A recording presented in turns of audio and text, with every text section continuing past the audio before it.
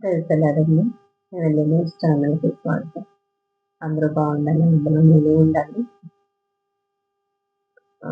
దేవుని కృపను బట్టి ఇంతవరకు దేవుడు ఇన్ని నెలలు అంటే 10 నెలలు ఆయన రెక్కల చాటున మనల్ని చాలా భద్రపరిచి, క్షేమంగా, సురక్షితంగా ఉంచారు.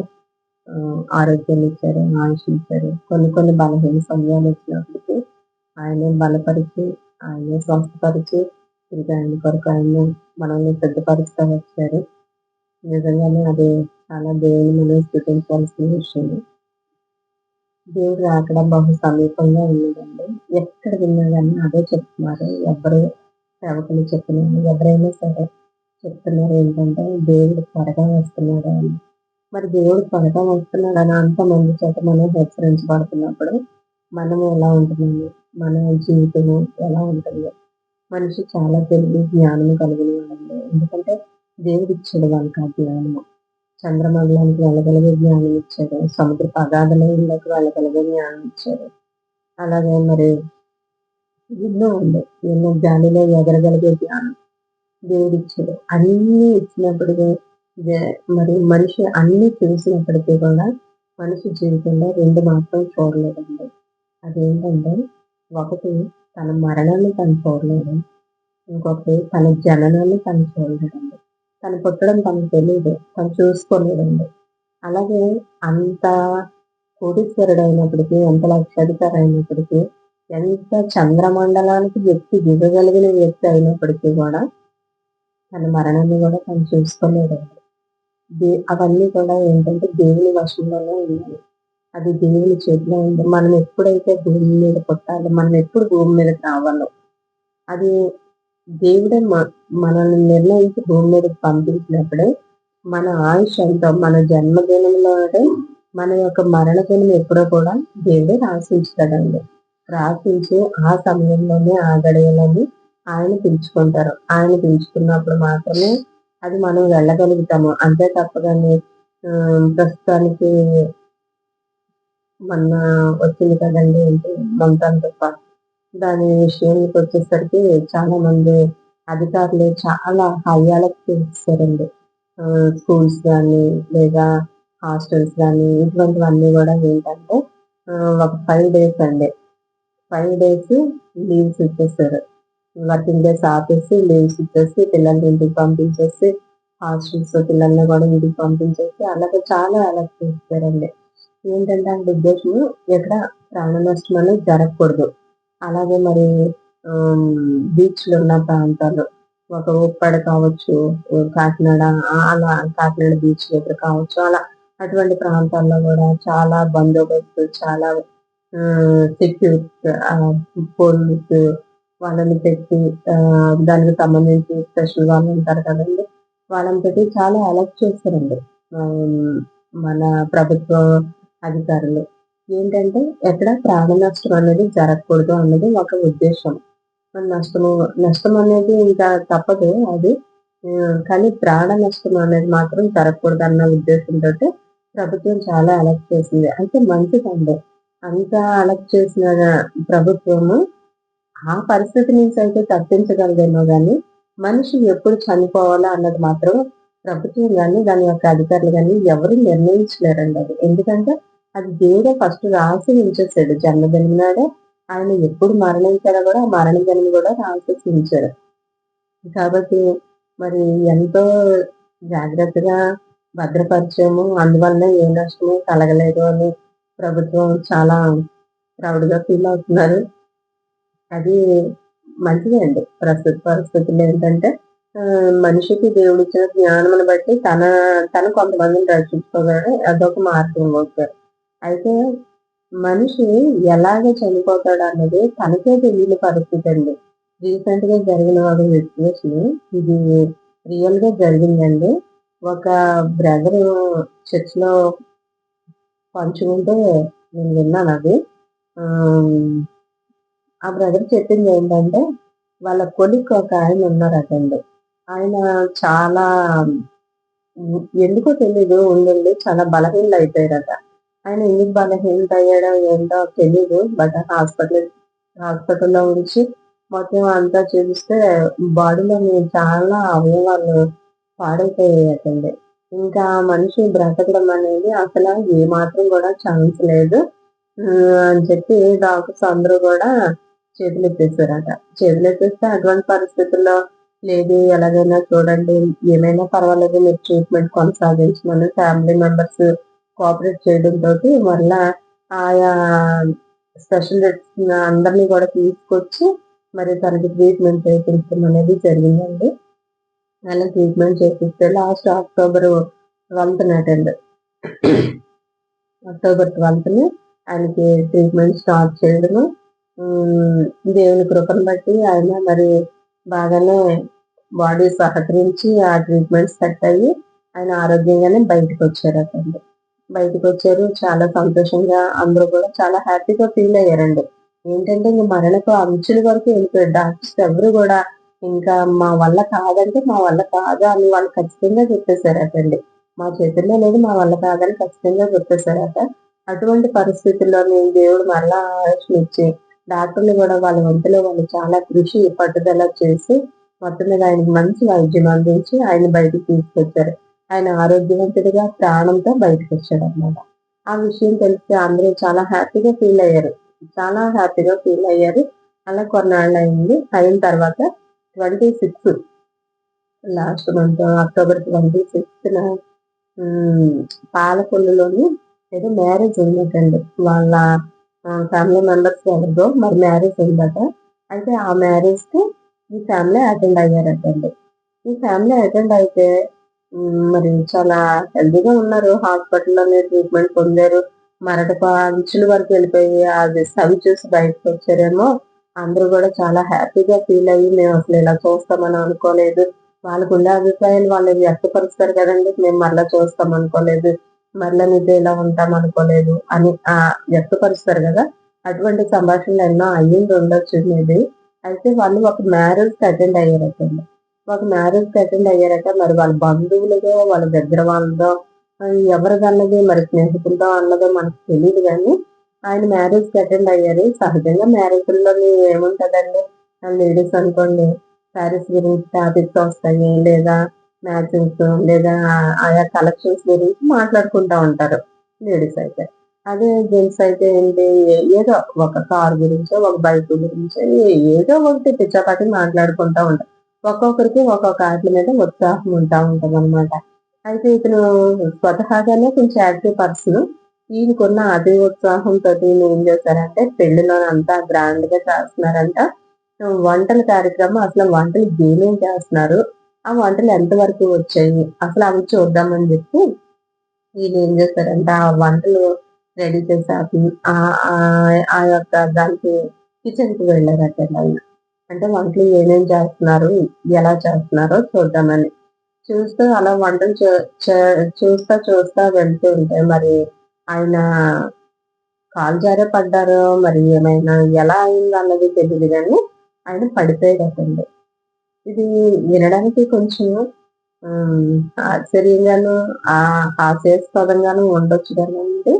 చాలా బాధపడవలసిన విషయం, చాలా బాధాకరమైన విషయం ఏంటంటే, ఆయన పడిపోయిన వ్యక్తి కింద కాకుండా మరుగుతున్న సలసలా మరుగుతున్న సాంబార్‌లో పడిపోయాడటండి.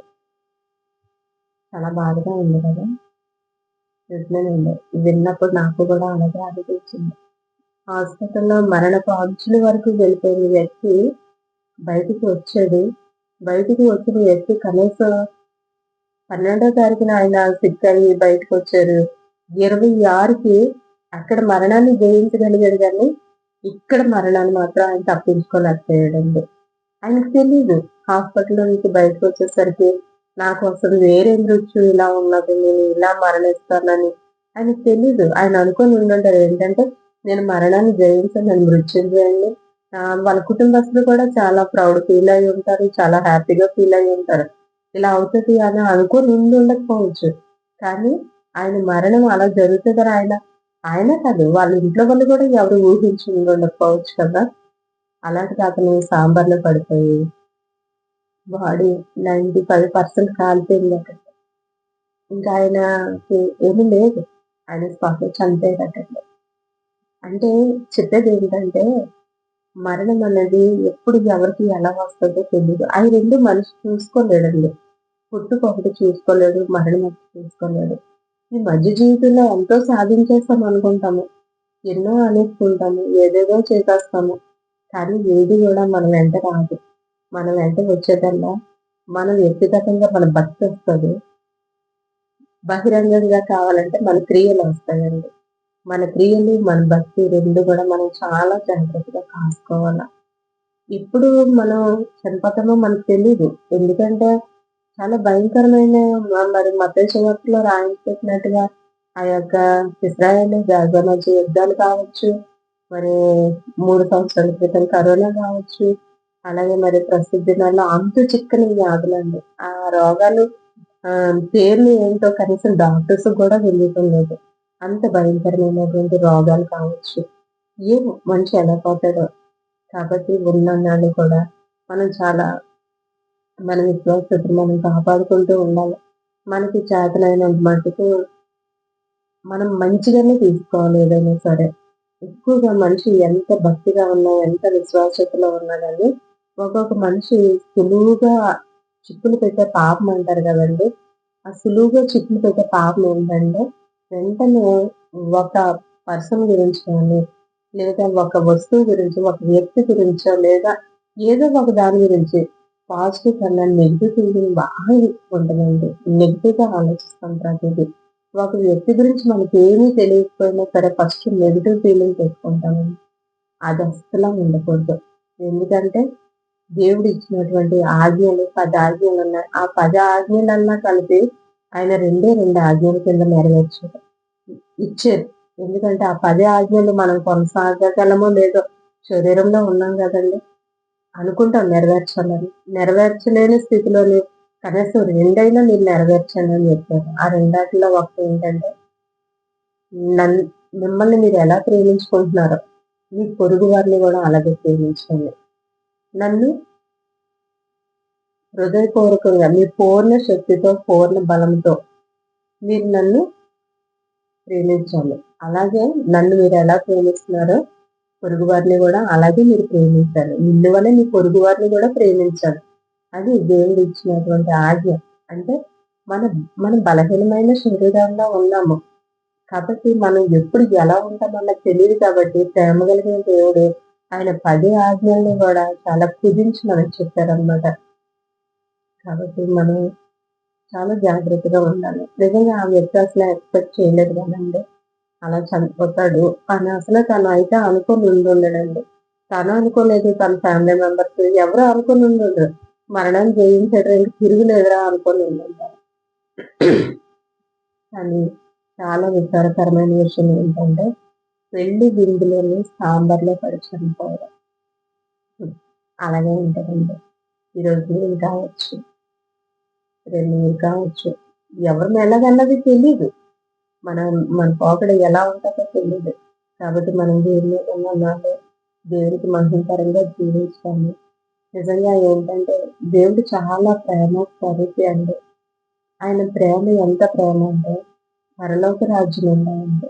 పరలోక రాజ్యంలోని ఎంత వైభవంగా తండ్రితో ఉండవలసినటువంటి కుమారుడు ఆయన. మన పాపాల కోసము ఆయన ఈ భూమి మీదకొచ్చాడండి. ఈ భూమి మీదకొచ్చి అందరి చేత ఏదో సేవలు చేపించుకోలేదండి ఆయన. లేదా ఆయన ఒక హ్మ్, పాన్పుల మీద కూర్చొని, లేదా ఒక సింహాసనం మీద కూర్చొని, మీరు నాకు అది చేయండి, ఇది చేయండి, నాకు కళా పూజలు చేయండి, నన్ను ఇలా అవేమీ చెప్పలేదండి ఆయన. చాలా రిక్తుడుగా అయిపోయాడు. అంత గొప్ప పరలోకం ఉన్న దేవుడు భూమి మీద తనకంటూ కనీసం ఒక ఇల్లు గూడా లేదండి. తను ఇల్లు గూడా కట్టుకోలేదు. శిష్యులు అడుగుతారు, "ప్రభువా మీరెక్కడుంటారు?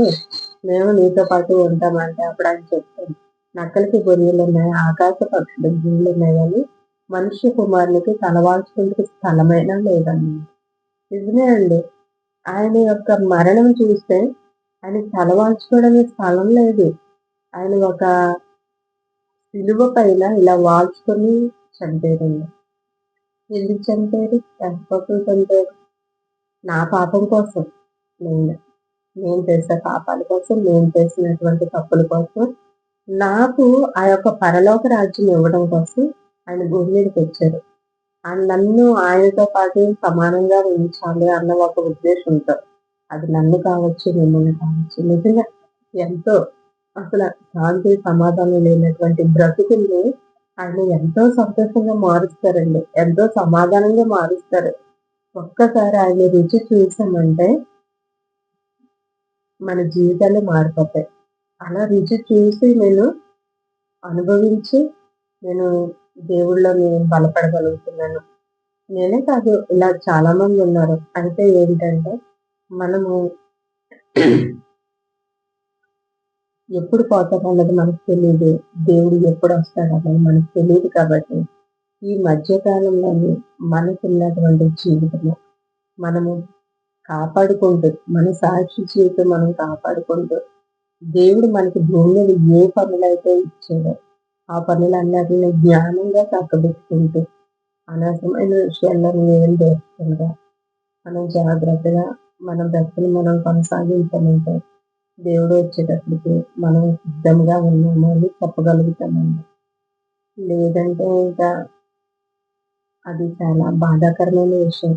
ఆయన ప్రాణం పెట్టిన దానికి విలువ లేకుండా పోయినట్లే ఉంటది. ఎంతో ప్రేమించినటువంటి మన బిడ్డల కొరకు మనం ఏం చేస్తామండి? మనం ఎంతో ప్రేమిస్తాం మన బిడ్డల కొరకు. మన బిడ్డల్ని ఎంతో ప్రేమిస్తాం. మనం తినడం మానుకొని పెడతాం. మన అవసరతలు మానుకొని వాళ్ళకి బట్టలు కొంటాం. మన శక్తికి మించి వాళ్ళని చదివిస్తాము. మన పరిస్థితులన్నిటిని కూడా అవి తక్కువైనప్పటికీ కూడా మన బిడ్డల్ని అంటే ఎక్కువ స్థాయిలో చూడాలని మనం అనుకుంటాం. అలాగే మరి మన తండ్రి అంత గొప్ప దేవుడయ్యుండి కూడా, ఆయన అంత ఉన్నత స్థానంలో ఉన్నవాడయ్యుండి కూడా, మనల్ని అంత స్థాయిలోకి తీసుకురావాలని మరి ఆయన చాలా రిచ్డ్‌గా అయిపోయాడు. చాలా తగ్గించుకొని మరి ఆ శిలువ మరణం పొందారు. ఆయన కార్చినటువంటి రక్తం ద్వారా మాత్రమే మనకి విమోచన కలిగింది. ఆయనే మార్గము, సత్యము, జీవమై ఉన్నాడు. మరి ఆయన వాక్యమే సత్యం. ఆ సత్యం మనం ఎవరు చెప్పిన మాటలు వినక్కర్లేదండి. ప్రస్తుత దినాల్లోని చాలా మంది ఏంటంటే దేవుణ్ణి తెలుసుకునే వాళ్ళు చాలా మంది ఉంటారు.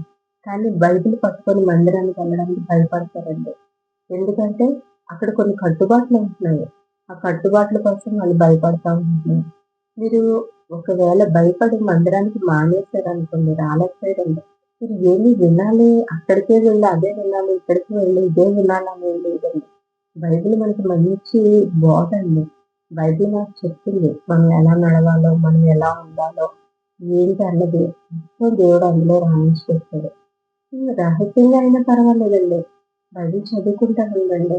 బైబిల్ చదువుకొని దేవుని మార్గాలు ఏంటో తెలుసుకోండి. మరి బైబిల్‌లోని ఒక అతను ఉన్నారండి. ఎవరంటే యేసుప్రభువారిని చూసిన చాలా మంది ఉన్నారు. కానీ రహస్యంగా ఆయన్ని వెంబడించారండి. అరిమత్తయి యేసప్ప అని ఒక ఆయన ఉన్నారు.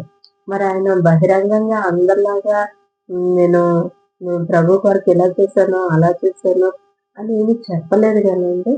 ప్రభు కొరకు ఆయన రహస్యంగా ఆయనకి శిష్యుడిగా ఉంటూ, ఆయన మరణించిన తర్వాత ఆయన దేహాన్ని ఇమ్మని తెగించి ముందుకెళ్ళి అడగగలిగాడండి. అప్పటి వరకు ఆయన్ని వెంబడించాడు. రహస్యంగా వెంబడించాడు కాబట్టి, ఆయన ఏంటో, ఆయన బోధ ఏమిటో, ఆయన ఎందుకొచ్చారో, ఆయన మార్గమేంటో, ఆయన యొక్క ఆలోచనలేంటో అవన్నీ గ్రహించడండి. గ్రహించి అవన్నీ పఠించి, పఠించి, పఠించి దేవుడు ఈ ఉద్దేశంతో నన్ను భూమి మీదకి తీసుకొచ్చాడు కాబట్టి, నేను ఇలా ఉండాలి అని ఒక ఆలోచన, అవగాహన ఆయనకొచ్చి, ఆ ప్రభువారి జీవితము అరిమతయి యేసప్పకి ఒక పెద్ద మోడల్ అయిపోయిందండి. ఎగ్జాంపుల్ అయిపోయి, ప్రభువారి సిలువలో ఉన్నప్పుడు, అప్పటి వరకు రహస్యంగా ఉన్న వ్యక్తి ధైర్యంగా వెళ్ళగలిగాడండి. ధైర్యంగా వెళ్ళి, ఆ యొక్క దేహాన్ని అడగగలిగాడు.